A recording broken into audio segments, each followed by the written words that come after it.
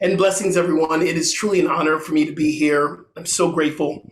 And it's different moving from California to Florida, where you have all the things that you've created around yourself and what you consider your family, like your agape family.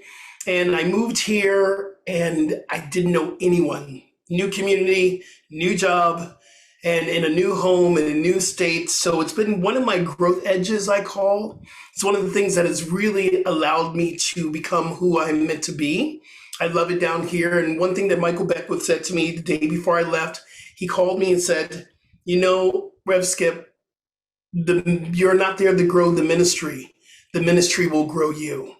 So, and that's exactly what's been happening. I've been growing. So if I start to cry, I'm a crier. So I might even just shed a little man tear right down the corner here. So I welcome you into this space. And my talk today, the law of mind in action, actually comes from a really amazing book. And I thought I had all of Ernest Holmes' books, but obviously I don't, because this is a new book for me, but it's becoming really important book. It's called How to Use the Science of Mind. And hopefully we can put that into the chat. It's a great, small, easy read, but it's so incredible. The byline of this book is called Principles in Practice. And what I truly believe, one of the reasons why I've been called here is to create a new thought and a new feeling. Some of the things we have that happens in Science of Mind, we get very heady. We get very heady and we get very into thinking. And we must learn to have an embodiment of what we are thinking. We must have an embodiment of God that lives within us. It's like when we're looking at the cosmos and new pictures, what are we feeling when we see the pictures? What are we feeling when we're experiencing that connection of oneness? What are we feeling when we hear that God is all that there is? What are we feeling when we talk about the divine qualities of God? So when we break down the word, the law, and I have to say, when I first got to New Thought, I'm a recovering Baptist, and I got to New Thought, and when I got there, I kept hearing the law, the law, the law, and I'm thinking, are they talking about police? Are they talking about, the judicial system? What are they talking? What's the law? And then finally, I got a chance to really begin to get into classes, understanding what the law is. The law is another word for God. It's universe, divine, first cause, the only cause, the one, the omnis. And we know the omnis, we have the omniscience, the one mind, we have the omnipotent, which is the one power. We have the omni-activity, the only thing that's happening here is God. And then we have the omnipresence, the one presence. And then we got a little bit deeper into the study of the universe and study of God and realized that God shows up in divine qualities. And they're in your mission statement, your purpose statement of what we stand for at Unity. These qualities that I've come to know God to show up as joy, love, oneness, prosperity, abundance, power, kindness, compassion, grace, expansion, kindness. It's so many more qualities that come forth. But the most important one that I've been growing around is my oneness with spirit, because all the power that we receive is our oneness, or the awareness that we are connected to a divine presence greater than our human experience or human incarnation. And when we think about the oneness, we think about this connection that everything that God is within us, and everything that's within us is in the universe. One of the things I love about this law in action, when we think about action, we get to break down that word action means to achieve. It means to manifest. And action is an event, an action, an object it clearly shows a embodiment of something. So the embodiment of God, we're embodying all these divine qualities. There are some days I walk around the house, especially those days I don't feel like it. I'll walk around the house saying, I'm one in God, therefore I have everything I need. I'm one in God, therefore I am love, I am joy, I am oneness. Especially when you're in a new place and you're feeling lonely and you're feeling like, I wish I was in California again. But we get to do that spiritual work. We get to remind ourselves through affirmations. We get to remind ourselves on a daily basis I am one in God.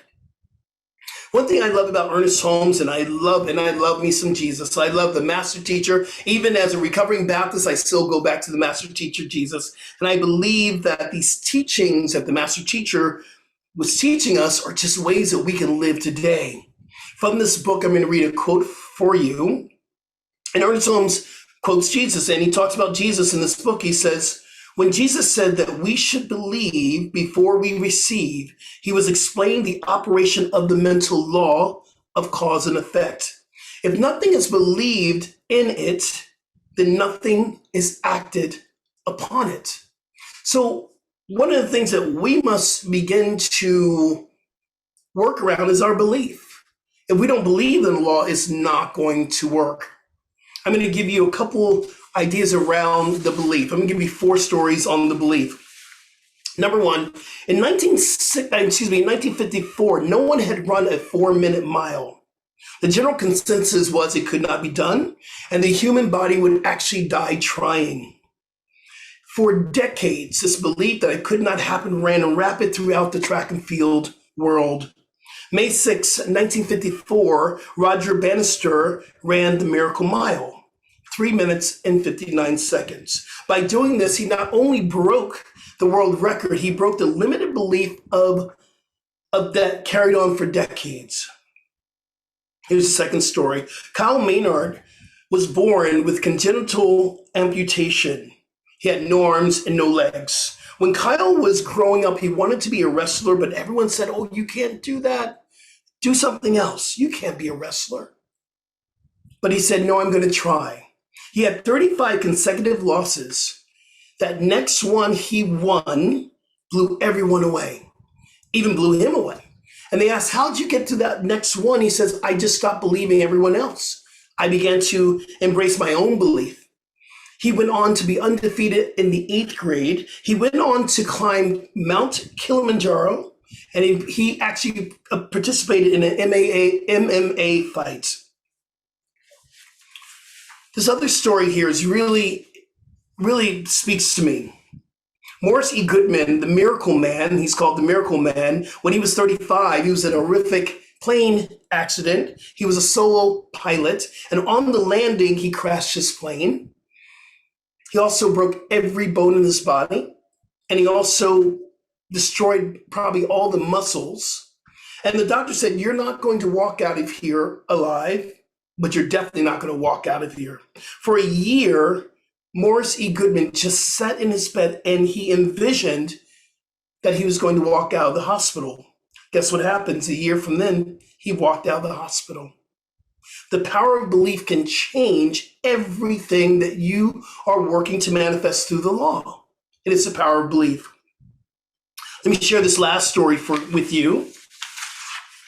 A young boy, Skip Jennings, was told that he was illiterate, couldn't read. He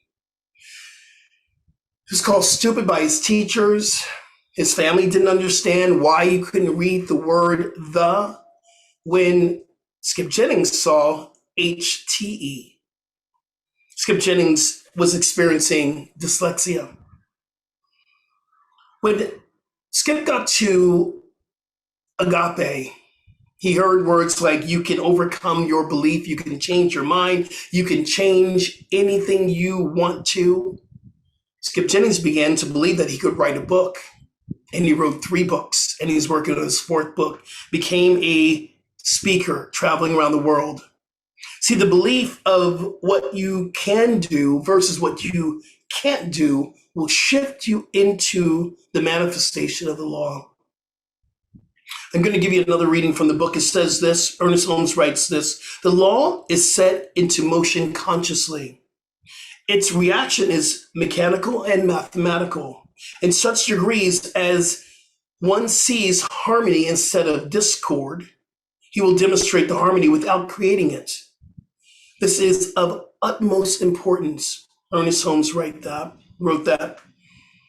Part of this work of cultivating our belief and cultivating our action and using the law in motion, it is about consciously doing it. A centurion came to Jesus and said, Jesus, my daughter's sick. Can you come to the house and heal? And Jesus said, well, go home. It's already done. And Jesus said, no. And the centurion says, well, don't you have to go to the house? And Jesus goes, no, it is done as you believe. On the Sermon on the Mount, Jesus talked about asking it shall be open, seeking ye shall find, knock and the door will be open. It is done as you believe, ask and it shall be given. These words from the Mount was about prayer. And we have to give equal time to Brother Buddha, because I love me some Buddha. And Brother Buddha says this: what you think, you become. What you feel, you attract. And what you imagine, you create. One of the practices that I my go-to practice is prayer. I love praying, love meditating, but prayer is something that I do quite a bit. I meditate every day as well. I'm on Insight Timer, but prayer is something that really shifts me into connecting with the law. So we have these spiritual practices: prayer, meditation, sacred study, fellowship, gracious giving. We have all these practices that we know these are the tools to shift our life. But we have to ask, why isn't our life shifting and manifesting what we want? A principle that I live my life by, it's a WCB principle. And WCB is an acronym that stands for willingness, consistency, and belief. We must be willing to do these practices like prayer and meditation, even when we don't want to do it. There's mornings I get up and I'm like, oh, don't want to meditate, don't want to pray, but I do it anyway. We must be willing to sit when we don't want to sit. We must be willing to get into the practices of yoga, taking care of our body, of getting out and walking, the physical practice, even those days that our beds are calling us and we just want to lay there and watch Netflix. That willingness is going to shift everything. It's going to shift the law of motion, cause and effect. Consistency. We can't stay clean on yesterday's shower. We got to be consistent today. We have to do the work today. And it's consistency. Listen, we all go to church and we love Sunday and we get the rah-rah, we get that energetic energy from the minister. I hope that's what I'm doing. But what happens on Monday and Tuesday? It's a whole nother thing if we're not consistent with the practices outside of our communities. And with willingness and consistency becomes the belief. That is when we become connected with and believing that our life can change. So there's one practice I wanted to kind of focus in on. It is affirmative prayer. And when I was coming up in Agape, we learned a 6-step prayer. Now here at Center for Spiritual Living, they do a 5-step prayer, and then other communities, they do other steps. And here's what I do know. God don't know about no steps. God is infinite, knows everything, and it's not for God, it's for us. It's to align our minds, prayer treatment, treat the mind, align it, and that's why we have the steps. So I want to share with you these 6 steps that I learned from Agape. First step is gratitude. Now, gratitude is one of those things that I truly believe will up-level your energy, your vibration. Sometimes when we go into the prayer, you're bringing in your lack of limitation. You're bringing in that place of loneliness.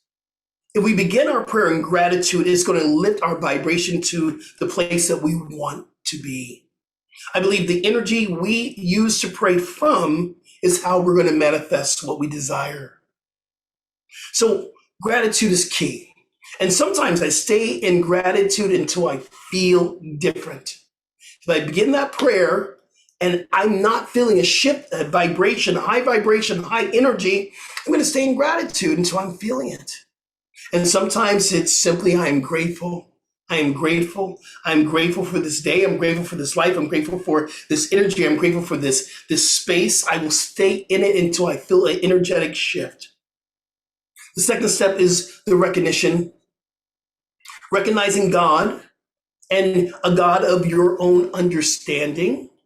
When I got to Agape, I was in the midst of my own self-hatred, homophobia, my own homophobia, internal homophobia, and my own racism.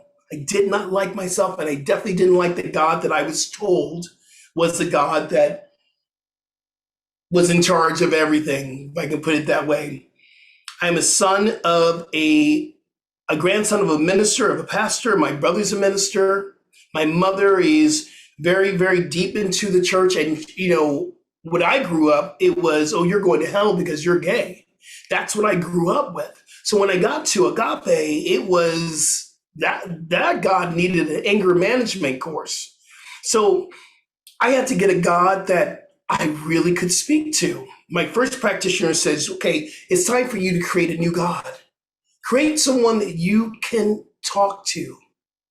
So I created a God that looked like a big black drag queen because it was the drag queens that saved my life. When I was growing up and I was 16 and I was out there in the clubs, I know I shouldn't have been, but there was one day I walked in and I said to one of my friends there, I said, I don't think I want to live anymore. My parents don't like me. My family doesn't like me. They want to kick me out of the house. I wanted to commit suicide. And it was the drag queens and the family there that said, no, baby, no, no, no, no. I got you. So I created a God that I could talk to.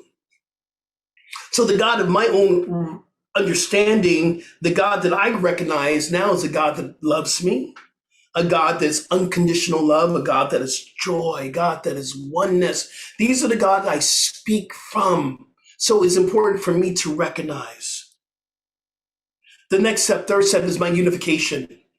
Because again, the power comes from the unification of our oneness with spirit, with the universe. See, little Skip does nothing.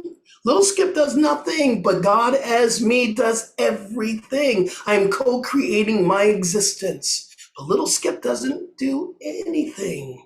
So the unification gives me the power to speak the next step, which is the realization or the affirmation. The realization is a very important part of the affirmative prayer because we speak what we want, not what we don't want. So if we're experiencing lack of limitation, we're going to speak a realization that we are wealth consciousness. We are one with wealth. We have everything we need. If we are dealing with sickness, we're going to speak words around wholeness.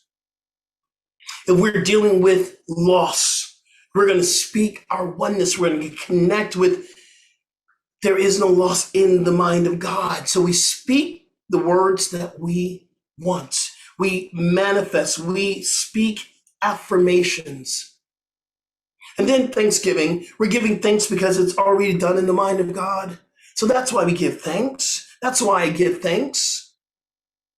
And then release and let go and let God be God. Part of the release in this prayer for me has been sometimes I want to release it and I want to pull it back a little bit more. I want to go, okay, let me finish with it. And then I release it again. Then I want to orchestrate it and God saying, just leave it alone. Just let me do it.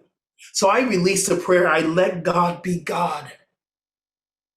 So this affirmative prayer practice really put into motion the law for me. That is a law in action for me. I want to end with this. Part of this spiritual growth, and we don't ever stop growing. We don't ever stop growing. We will continue to grow. And I truly believe even when we get to life after life, there'll be more to learn, more to grow there. In this journey of growth, I'm always reminded of myself, that this is a time that everything brings us to the next step of our spiritual growth. So even the things that I deem to be awful or not so nice, or maybe the dark side, because I don't believe in the light side or the dark side, I just believe in the God side, everything has served a purpose for me to recognize my oneness with spirit. So I give thanks for the times I am moving in a lower vibration and I move up into a higher vibration. I give joy for those. I celebrate those times. I didn't always want to embrace that part of me, but I do now. Everything that we are experiencing brings us to the next place in our spiritual growth. Eckhart Tolle says, how do we know we're having the right experience? Because we're having it. So whatever you're having, whatever you're going through right now, whatever spiritual growth, whatever's happening right now, it is in divine order. That is the law of mind in action. And so it is.